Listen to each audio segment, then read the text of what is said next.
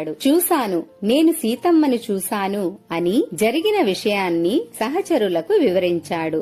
అందరూ కలిసి సుగ్రీవుడు రామలక్ష్మణులు ఉన్న చోటకు చేరి సీతమ్మ జాడను ఆమె సందేశమును వివరించి సీతామాత ఇచ్చిన చూడామణిని అందజేస్తూ ఆపై చేయవలసిన కార్యక్రమాలపై ఆలోచించమని కోరాడు. హనుమంతుడు చేసిన మహోపకారానికి శ్రీరాముడు ఇలా అంటారు: హనుమా, మా అందరి ప్రాణములను నిలిపిన ఆప్తుడవు నీవు. నీ వంటి దూత మరొకరు లేరు అని అంటూ గాఢాలింగనము కంటే నేను నీకు ఏమి బహుమతిగా ఇవ్వగలను అంటూ హనుమకు కౌగలించుకున్నారు. యుద్ధమునకు సరైన సమయము చూసి నీలుడి నాయకత్వంలో బ్రహ్మాండమైన కపిసేన సాగర తీరమునకు చేరుకుంది. ఇప్పుడు సముద్రము దాటుటకు అద్భుతమైన వారధి నిర్మాణం విశ్వకర్మకు